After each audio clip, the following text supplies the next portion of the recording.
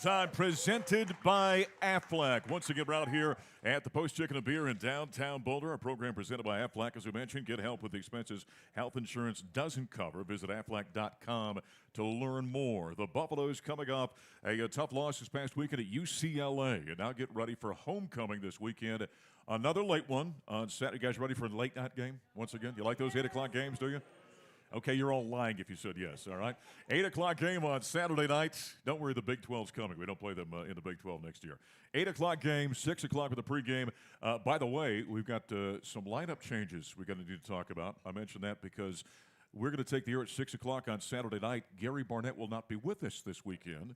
Gary messaged me last night. He's under the weather. He tested positive, and so he's going to stay away this weekend. And so former Buff and Super Bowl champion Tyler Columbus is going to join us on the broadcast on Saturday night on the Colorado Football Network. I mentioned lineup changes. Coach Prime had a conflict today, and so we were going to welcome right now the offensive quality control coach. He was with the Denver Broncos, but a head coach in the NFL, long coaching history on the offensive side. Let's bring out Pat Shurmur right now. Hey, Coach. Oh, watch out there. Watch out. Got to grab your headphones and put those on. Again, the Buffaloes and the Beavers this weekend for homecoming. All kinds of stuff going on around that. Obviously, going to be a fun weekend. And Pat, welcome. Well, it's nice to be here. Yeah, good to have you here. We new to Boulder, my wife and I, and so it's fun to walk around Pearl Street and some of the areas. And it's nice. Nice to be down here. Okay, quality control coach. First off, tell everybody what that means and what kind of duties you have with the Buffaloes. I'm really not sure yet. But now, college staffs now have what they call analysts or quality control people, and as you know, we have the full-time assistants. So I took a year off a year ago, from the pro ranks. I had some things going on personally that I want to take care of. Yeah. And then this summer, Coach Prime called and said, "Listen, I want some pro eyes around my program, especially on offense, and would you come out and just help out?" So my role as it's defined is I can help behind the scenes. I can work with the coaches. If I have a good idea, I can share it. I'm not really allowed to work one-on-one with the players, but I help in all areas, and I'm here for a couple reasons. I'm obviously here to help Coach Prime and the staff in any way possible. So it's a little bit vague. It narrows down some behind the scenes. But that's pretty much the role. So you just said something kind of interesting. You said some pro eyes, and you've coached at both levels. What's the major difference in the two games in terms of the way, game plans are laid out, the way we approach the game, those kind of things? Sure. Well, first, the field's marked different. Sure. Which is an interesting deal. And in this league, there's times when a ball gets caught on the sideline and it's only 1 foot down. I think it's no good. Well, in this game, it's good, and so there's some obvious rule difference, the way the field's marked. The athletes, in the pro level, you're working with the athlete, and it's best of the best, right? Best of the best, and and the people behind the athlete are typically their spouse and their agent. Yeah. Here, it's you don't have that yet, so you have the families, and so it's different. The players don't know as much yet, but I think the good thing for me is having been in the pro level, and we have so many players that eventually will be pros. They're all ears, just for perspective on, okay, how did this play, they can ask me about their favorite player if I was around them. How did this player act? How did this player train? Tell me what I need to do to get to that next level. And so to be able to add that type of perspective, I think is good for the players. The X's and O's aspect of the field. I don't think a lot of times fans think about the difference that makes in the game. The NFL game's played right down the middle of the field. Right? Absolutely. Yeah. The hash marks are real close. Yeah. And so there is no boundary in field. In this league, from the defensive standpoint, if we pile up all our receivers into a boundary, now it means something. Sure. Or we put them all on the field, it means something. Even the unbalanced rules are different. And so it's a different game tactically in some areas, but don't make any mistake about it. All football at all levels comes down to blocking and tackling. Sure. And then from the skill player perspective, your ability to run the ball, throw the ball, and catch the ball. So our game, regardless of what level, from Pop Warner all the way through to the pro ranks, blocking, tackling, running, catching, throwing. You got to be able to do those things all well. Pat, would it be safe to say that the NFL game's not as varied? And what I mean by that is you're not going to run into an Air Force running the triple option in the NFL. You don't see the varied offenses, do you, in the NFL? So does that make it I don't want to say simpler because that's not the right concept I'm trying to get to. Does that make it a little more defined? Defined, I think Right. that's a good way of saying it. But you're dealing with supreme athletes, and so I guess there's a give and take there, isn't there? Yeah, it's even roster construction. You know, in the NFL, you have 53 men. So when you start backing them out, okay, that's 8 linemen, and it's 5 receivers, and it's what. Here you got so much more. And the other thing about this game is that the quarterback run game is a part of it. Sure. You know, when I was in New York, I had Eli Manning, and Eli is not going to be running zone reads. It's just not the way he functions. And you had one Eli Manning, and your second guy wasn't near as good. So if you run him to the perimeter on a 6-yard gain and he gets walloped and he's no longer there, right. you know, it doesn't work out well. So it is a different game from that perspective. Yeah, without question. So does that make it easier to defend or tougher? I think it's tougher on the defense, Sure. quite frankly, because when you add the quarterback run component, now there's you got to cover more gaps, you got to do more things, and then if the quarterback is an elite athlete, then that's just one more skill player you got to defend. Give us some of your coaching background. I mean, you've been around a long time. Yeah, so I started out in Detroit area. I was a Michigan Stater, and so I worked played and coached at Michigan State for about 13 years. Who was your coach there? George Perlis. George Perlis, awesome. yeah. We won a Rose Bowl 1988 against a USC, a Rodney Peete, Larry Smith team. And then I had my MBA, so I went into business at IBM for about 8 months, realized that I absolutely hated it. And I was an absolutely horrible salesman. Somebody would say no. I'd say, all right, I'd move on to the next one, you know. And so they said quickly, this isn't for you. Yeah. So where was that athletic competitiveness and stick-to-itiveness? Well, I think it reveals itself in other sure. ways. Right? Yeah, I'm sure. So then I got back into coaching because I am a career coach. I love our game. I love to teach our game, and I love to be around the athletes that play our game. Yeah. And it's an amazing game. When you think about the multiples, you got to get 11 guys going the same direction with the same focus and the same determination on every play. There's a lot that goes into it, and so it's fun. It's very simple in a lot of ways. Boil it right down to what I talked about. But then it's very complicated. Sure it is. Because you have a good player on the left, you want to give him the ball. They take away the left, where do you go? Middle, right. Yeah. You want to run it, you want to throw it. And then those of you that I see are nodding, you're like, well, geez, oh, Pete, so, yeah, I get it. Right? Why doesn't so-and-so touch the ball more and whatever? Yes. And then now I think what makes it very complicated is some of what's happening behind the scenes. You know, people can root for something to happen. Right. So think about this. If you're the offensive coordinator, you get to the 1-yard line, and some people are rooting for you to run it in. Yes, they are. Where some people are rooting for you to throw it in. Because, Pat, there are a lot of offensive coordinators in the stands. I don't know if you know that or not. There's a lot of them. No, we lead the league in free advice. Trust me. And we're well aware of that. Yes. That dumb son of a gun, you know. I understand. Quite frankly, though, so we're on the 1-yard line, and the Buffaloes are getting ready to score a touchdown. Yeah. So we score a touchdown running the ball. All Buffaloes should be happy. Yes. Well, those that thought we should throw it are bummed. That's a good point. Right? Yeah. So there's all that weirdness that goes into it. But it's a great game, and I think that's something that's interesting. And then the other thing is even when I was a head coach at the Giants, listen, when you're the head coach of any team, to live in that Twitter, social media world is a really bad mistake. Yeah. Really bad mistake. So I kind of cut myself off from that. Now that I'm involved in the college game, there's so much of that that's wrapped into the recruiting.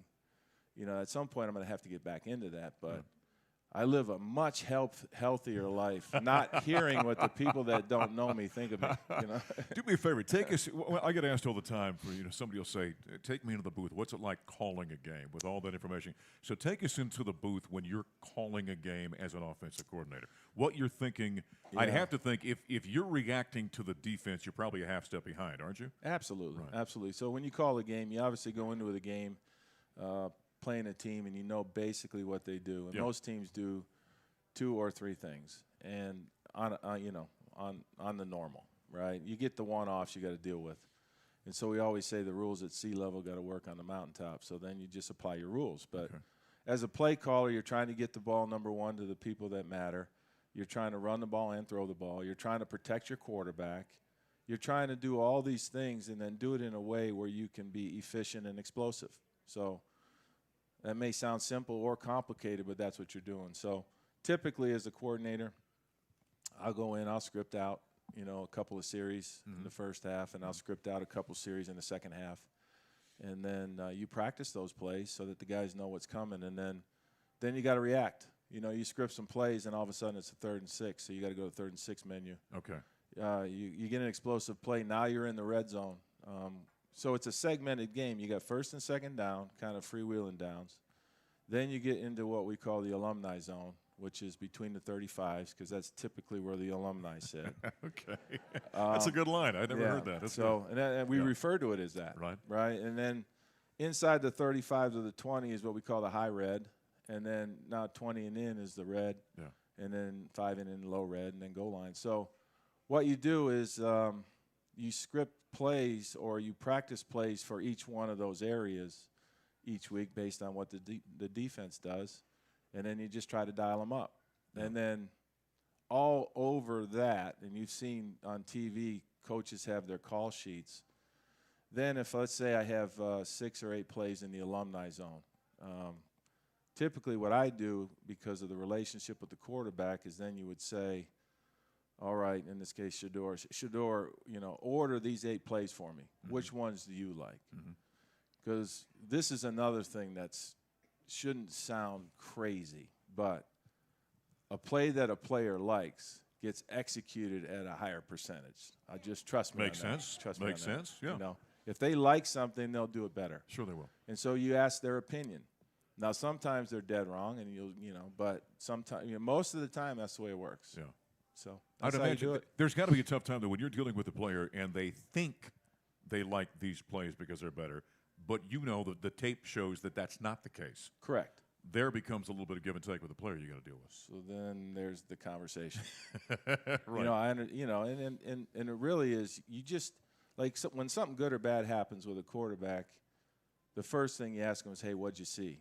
You just can't kick the dog. So you gotta, okay, what'd you see? And then if he didn't see it right, you say, "Listen, this is really what happened." So, you get one mistake here. We're moving on to the next thing. But the next time this comes up, this is what we're doing. And that would be the same thing for things they like or dislike. I said, I know reason why you like this one. I'd probably call this 3rd or 4th because this is what I'm expecting. And he'd be, oh, okay. So that's where the dialogue and the conversation and the relationships build. As a play caller, we got to get to a break here shortly, but as a play caller, do you get in a rhythm? I mean, is there kind of a time when you're like, oh, I'm ahead of the defense everything I'm calling right now? Yeah, and that's typically when you have really good players and they're executing. Yeah, sure. Right. Yeah. And as offensive coordinators, you all understand that, right? When they work, you're smart. When Exactly you're not. right. It's funny when I was so the dive play, right, or the double team play is a big NFL play, and I have 3 daughters, right, from 31 to 21 now, and a son, but 3 daughters. And my youngest daughter would say, Dad, that play that you run where you run up into the line of scrimmage and you don't gain any yards, she's like, don't run that one anymore, Years ago, I worked with a coach, and I'll never forget, we're doing a show just like this, and it was back in the day we still took calls. And the head coach is sitting there. Oh, yeah, that's always. Well, we saw what Dabo Sweeney did this week, right? If you saw that, where he just kind of went, half crazy on the guy.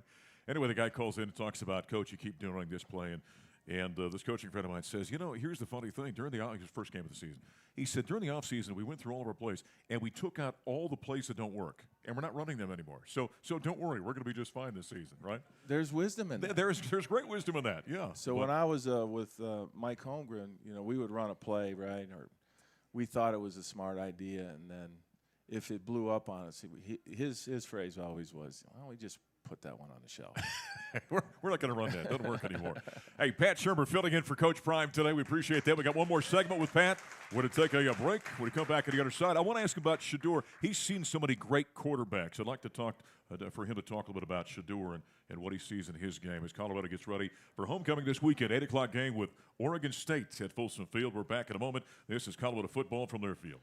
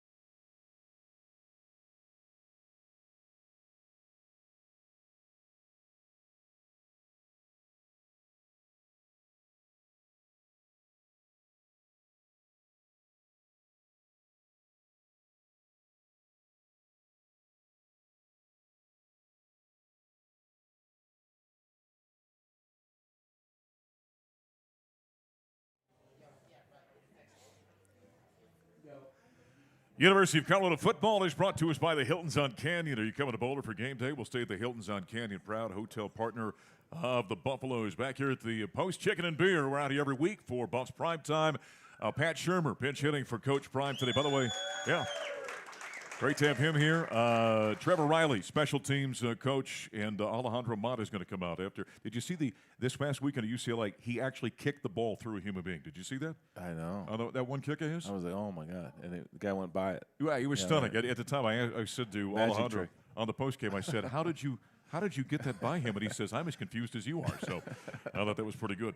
Hey, I was talking about Shedeur Sanders Sure. and the prospect that he is. All the great quotes. You talk about being with Mike Holmgren, so you remember Brett Favre and Eli Manning and all the other guys you've been around in your career.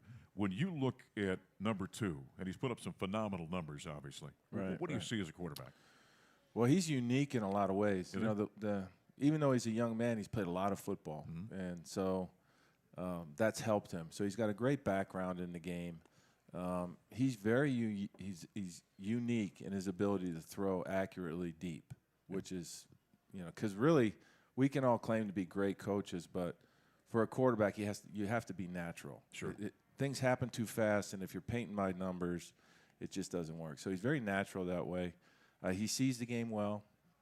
If he was running a race, he'd probably run 4.8, but when he scrambles, he looks like he's running 4.5. Yes. So he plays faster than he's timed. He's very heroic.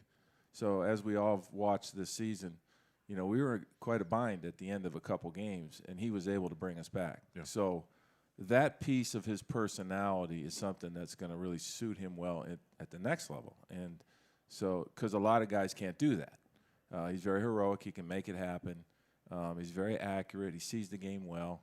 He's hyper competitive. He's good about owning his mistakes, and he's hard on the players about making theirs. Yeah. And so all the things that you would say are good things. And he's helping us fight through a tough stretch here. Now, we were kind of the darlings in September, and they got a little rough stretch, but they remember you from November, and I think that's an important piece in football. And so we, as we move through this thing, starting this week, got to get back going. Pat, that's the thing. When I'm doing shows around the country, I get asked about Shedeur. We talk about it. He's a good size athlete, nice athleticism, accurate, got a good arm. The thing you don't know about a guy until the bullets are live out there is what you're talking about. That ability, not to get the yips or see shadows or ghosts out there. And he's got that ability. Can you develop that at all, or is it just kind of a natural instinct guys have? It can be developed, but you got a better chance of it happening in the right moment when it's natural. And he's natural that way, and that's what you're looking for. I can't tell you how many quarterbacks I've evaluated over the years, and you'll see, well, he's accurate, he does this, he does that. But you always want to see how they respond in the uncontrolled situations. I guess in golfing terms, it'd be like a guy that can hit the ball well in the range, but now you're next to a tree. What's it look like? Sure. And so the football is very uncontrolled, as you know. And so all of a sudden, you block a 4-man rush, but one guy gets split. So then you got to slide and make the throw. Mm-hmm. All those things, some guys can't do it. I think Shedeur can do it on a really, really good, good clip. I think at this point he's faced enough uncontrolled moments out there. Right? And I'm getting to the offensive front right now. The most sacked quarterback, by the way, in America right now. That would be fair. That would, and so less of that would be nice. How do you do that mid-season, though? How do you correct some of the issues that we're seeing from an offensive front and protection standpoint? Yeah, I think you just keep working on the things that you do well, and try to add little wrinkles here and there to help protect that. Unfortunately, getting pressure on the quarterback is something that teams will do, but you just got to try to keep getting better in all areas, from an individual player standpoint to scheme.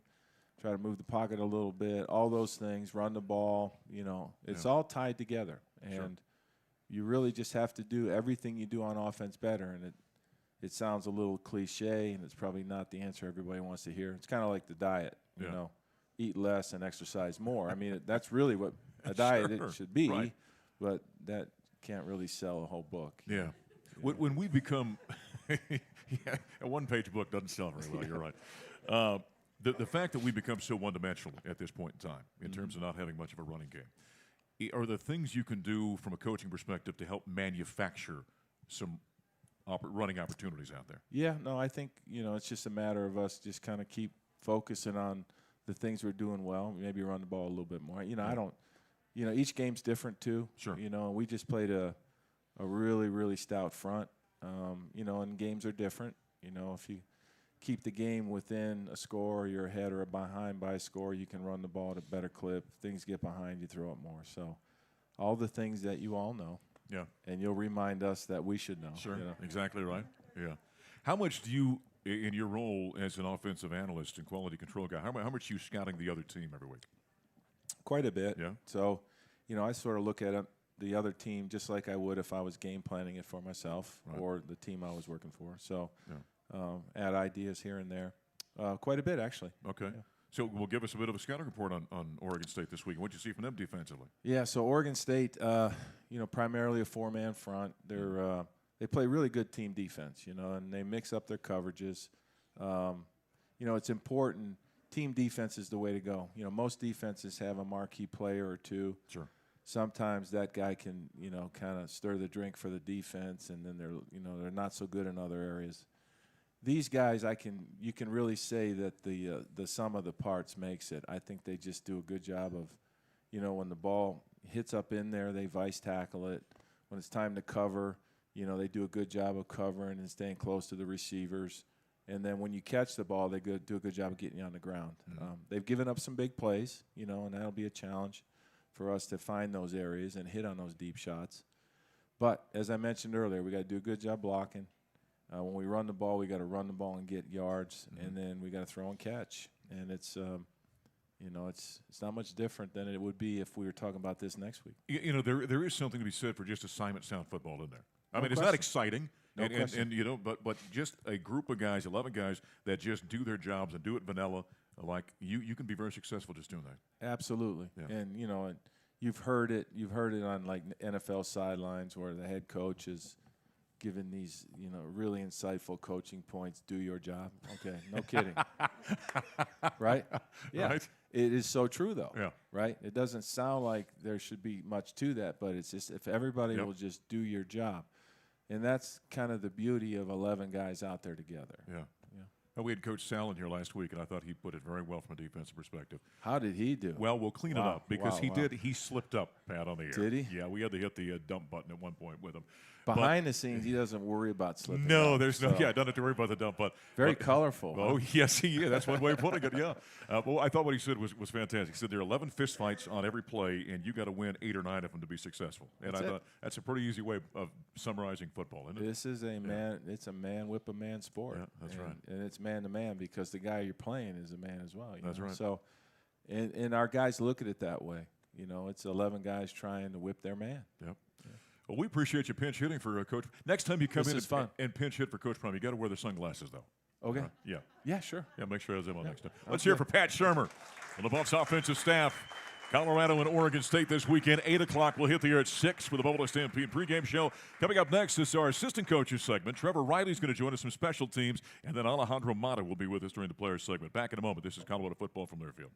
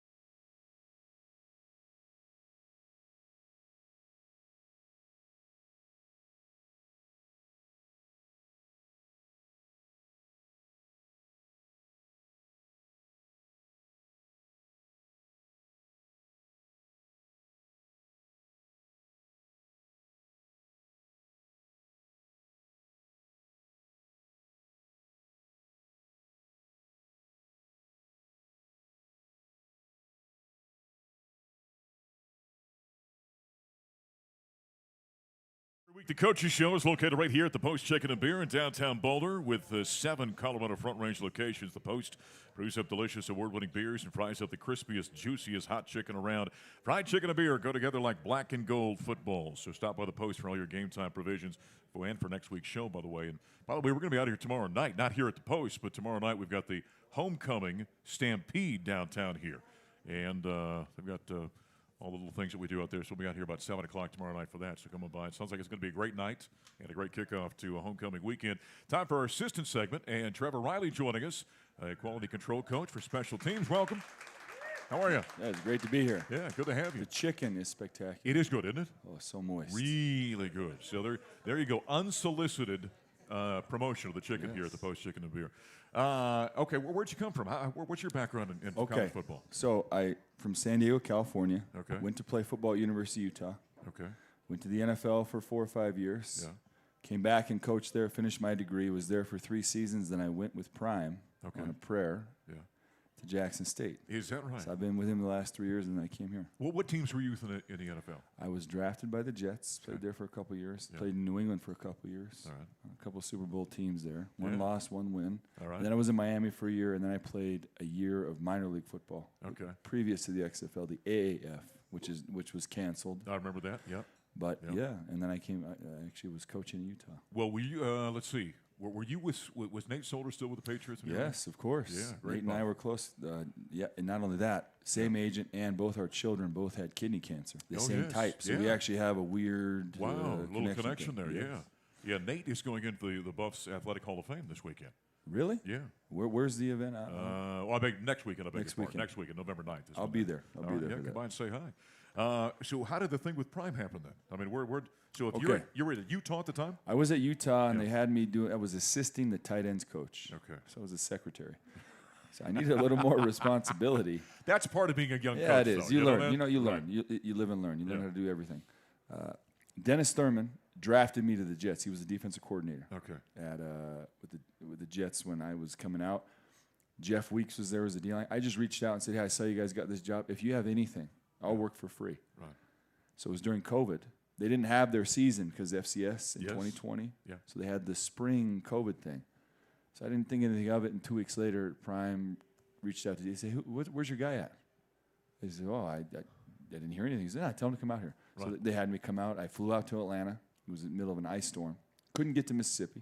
Okay. So I bought a car from some dude in South Atlanta and drove a Lincoln Town car. Did you say you bought a car? Yes. You guys remember during COVID? Renting a car was like $2,000 a day. You couldn't get one, yes. No, I couldn't get one. I'm stuck there, and I was like, when's the airport open? They said, it's indefinitely shut down. There's no snowplow machines. I said, I have a game tomorrow. He said, so I went on Craigslist. And bought a car. Don't do this. And I bought a car. Yeah. And I drove it with no plates. I did have insurance to Jackson. All right, so, that's ingenuity right there, isn't it? Hey. Okay, so what did you do with the car afterward? So then I drove it around for I was on a sabbatical. So I went to Kyle Whittingham at Utah. I said, Coach, and this is crazy, but it's January. We just finished our season, which was kind of a weird 6-game thing. I said, I'm going to take a sabbatical from Utah and go to Jackson State. He said, go ahead. He said, if you don't like it, you can come back. Right.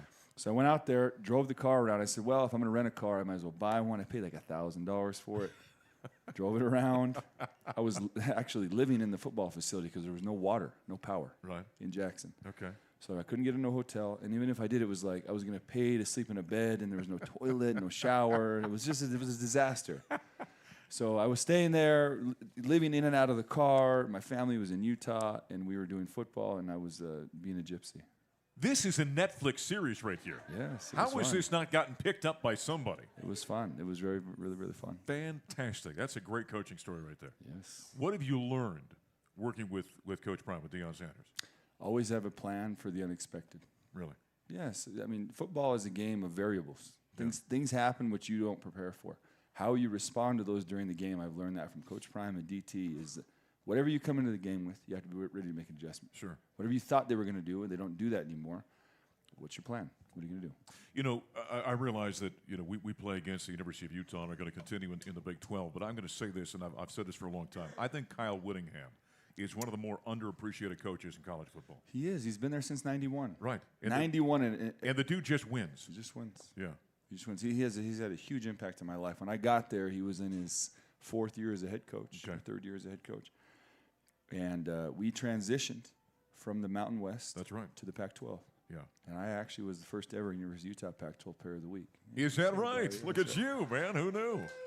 You know, and the thing is, and the early transition, because remember at that time, people thought, well, Utah's coming from the Mountain West. They've got no business being here. And the first couple of years were a little rough. Yeah, we didn't have any business. We didn't have any depth. Yeah. We were 5-7, 5-7. Yeah. But then, to your point, once it takes years to recruit, you build a base, and then you have depth. The guys get hurt, you can put guys in. Right. By the fifth year, sixth year in, they're winning the conference. That's right. Special teams for Colorado. Yes. Okay, here we sit, and we've got 4 games remaining, so 8 games in the season. Your evaluation overall is? It's okay. I think our units are playing better. Ironically, in the beginning of the season, our kickers and punters were kind of carrying us through. Now our our kickers are doing pretty good. Yeah. I think as a unit, though, you watch the guys, watch Smoke Cavassier, you watch Rod Ward, you watch 31, Jaden Milner-Jones. These are guys that maybe you haven't really heard of, but you when you watch our plays, watch number 8, watch 31, watch 29. They make plays. They do. They make tackles. They make 13, Caleb Mathis. These are guys that are the unsung heroes of football. When you guys watch NFL football, just think about this. 90% of the people, you don't know who they are. Mm-hmm. That's the reality of it. What do those people actually do? They come over here and play in the sand with me and these other weirdos. Yeah. Right? We do the Special weird teams, stuff, man, right? yeah. We do the weird things, and so that the stars that everybody likes can do their thing, but we do all the weird stuff.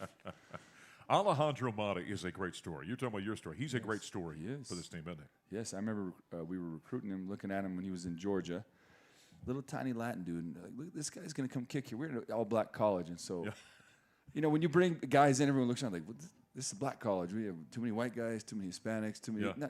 There's none of that there. You just bring guys in, and they love it. Love it. We bring Mata in, and he absolutely fit in perfectly. Everybody loved him. Yeah. Mata Don't Miss was born, and he just does a great job in pressure situations of trusting his technique. He does a great job of it. Okay, that kick against UCLA last week, that was an optical illusion, I've never right? seen that before. How many times did you guys, when you went back and looked at that tape, go, wait a minute, how did that work out?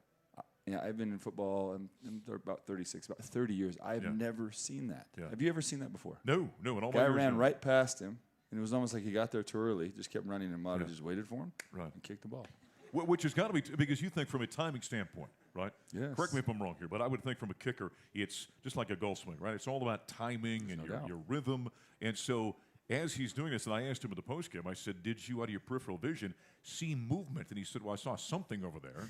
Well, that's got to be a bad thing if you're seeing something coming in from the side in that situation. We have to realize that a good operation time is when the ball is snapped to the ball is kicked is about 1.3 seconds. Okay, all right. So all this is happening as we're talking about this. Everyone, just 1 second. He sees the guy run by him. He keeps his head down, makes the kick. Yeah. And everyone's looking around like, what just happened? But to his credit, it goes right back to what I said. Pressure situations, he stick to his technique. And just like I said about Coach Prime, I like to talk in circles, not in lines. Yeah. Having a plan for the unexpected. Is that not the unexpected? Who Yes. could expect that to happen? The guy's just, if he does it, I'm just going to make it anyway. Nobody. I was this close to cussing, by the way, when that happened. I was so blown away. Oh, what the, blankety blank just happened. Mark Vassett. Oh, love the guy. We call him Mate. He's Mate from Australia. Yeah. Interesting path to football. Have you had him on the show yet? No, we did a pregame with him, but not on the show. Mark did not play any football. He's from Australia. He also was playing Australian rules football and then working construction. He went to a kicking school, comes over to America, goes to Louisville, and then we got him this year in the transfer portal, and he has been spectacular. He's 26 years old, got a wonderful girlfriend. She's a realtor, looking for a job out here. If anybody would like to give my punter's girlfriend a job, she's looking for a gig.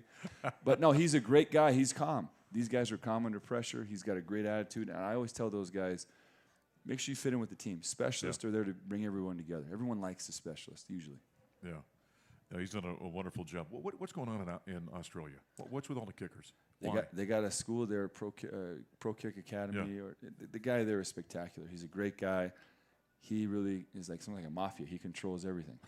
Okay, if you want a kicker from Australia, you call this guy. You got to call him, go through him. Call this guy. He sets it up, and they're great. Everything they say, they come through on. They don't lie to you. They always say, hey, this guy has this ability, or this guy's young.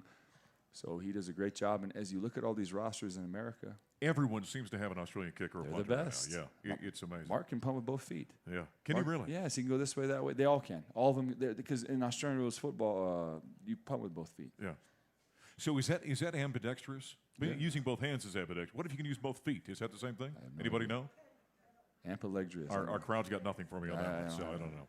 Well, great. Hey, thanks for being here today. Yes. And I'd like to thank you. You started off the show by talking about how great the chicken is and then trying to find Mark's girlfriend a job. So you've covered all the bases here on the program today. Of course. Trevor, thank you very much. Thank you, guys, man. Trevor Riley, special teams quality control coach for the Buffaloes. One of his guys, Alejandro Mata, is going to join us next. Colorado and Oregon State on Saturday night, 8 o'clock at Folsom Field. We're back after this. This is Colorado football from Learfield.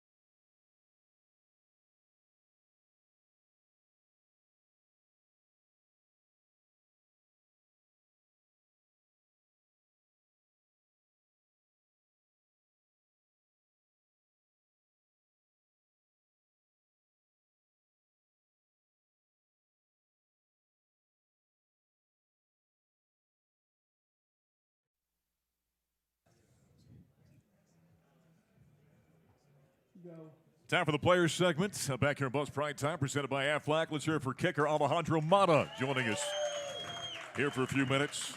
He gave us, I told you a little while ago in the postgame, gave us one of the great answers I've ever had on a sports broadcast. How did that happen? You said, I'm just as confused as you were. Take us through that play, Alejandro. That was phenomenal, the way that things unfolded in that game. Yeah, so on the sideline, we have this unique play where we snap it on the second snap. And I thought that was the play. They were like, okay, if it's 4th and 5, we're gonna do it. If it's anything longer than that, we're not. Call it off. And I see Mark talking to the line. I'm like, okay, we're probably gonna do it. I couldn't hear a single thing he said, but I'm like, okay, we're probably gonna do it. Yeah. So I'm back there in my stands, and they say set, and they snap it. I'm like, what is going on? And then the guy just gets like a free release. Yes. I'm like, what is going on? So I go over there, kick it, and somehow it got by. Somehow make it. Yeah. Did you think it was going to get blocked? I really did. Like, all he had to do was like just stand in front of the ball and just wait for me to kick it, or just take the ball out of the holder's hand. Could have caught it. Could have. Right. Could have. So that the key to that then is you maintaining your fundamentals, right? Pretty and your much. technique. Yeah. Just keep my head down, look at the ball, not at the player. Because I would think it would be real easy to get distracted seeing your peripheral vision. Someone's going to come flying in there. For sure. That's got to be a bad thing. Yeah. I this whole week I've been apologizing to my holder because he got absolutely rocked by the guy coming in. Yeah. So. When did you know you were a kicker? Ooh. I knew I wanted to do football in my 8th grade year, but I never I was always scared of the contact. I'm not gonna lie to you. Okay. Which is why I chose kicker. You don't like contact. Like I'm not scared of it, but if it comes down to it between me and a 6'4", 250-pound linebacker, I don't like my odds. You know, well, it does come down to physics, then, doesn't it? Yeah, a little bit when you're on the smaller side. You know, Mason Crosby was always a guy that loved contact. Yeah, he was always trying to get a tackle in special teams. Yeah. Oh, sure. Yeah. Yeah. Now, if it comes down to me, I'm probably just gonna slide tackle him. There you go. Have you always had a strong leg though? Yeah. Especially in soccer, like I always had one of the strongest shots. Okay. So yeah. It always, it transferred in. Not surprising you were a soccer player that ends up being a kicker. I mean, that's pretty common. Yes, sir. How do you strengthen your leg from a kicking standpoint? I mean, a guy, offensive line will do squats. Mm-hmm. What do kickers do? A lot of explosive work. Is that right? Like lunges, jumping jacks. Well, not really jumping jacks. I'm sorry. You just totally spoke nonsense there, didn't you? Just made that up. I meant jumping lunges. That's what I meant. Yeah. No, but a lot of explosive resistance bands helps a lot. Sure. Running, obviously. Yeah. Gotta get in shape. Have you ever been a punter? I punted a little bit. Yeah. But actually, funny story. My first punt, my freshman year against Tifton High School. Our original punter, who was like a backup receiver, got hurt. I'm like, okay, so it's up to me. The first snap goes straight through my legs. Oh no. And I'm rushing back and like with no thinking it's a dead ball. I'm like, okay, I'm jogging back. Everybody's running towards the ball, I get on top of the ball. They tackle me and they started our own 1 yard line. Yeah. It was bad. That was a bad deal for you. It was pretty bad. Yeah. It was definitely welcome to football. Right through, they use the hockey term, right through the 5-hole, right between the legs out there. Yep. Yeah. There's a lot more to kicking, though, than that old line, plant the left, swing the right. I mean, you guys, there's a lot that goes into that. Well, what's a daily practice? I mean, we just heard Trevor kind of joking about you guys off in the sandlot over there playing around. Are you doing any work over there side of the field? Because all the position guys are working hard out here. Yep. What are you guys doing over there day in and day out?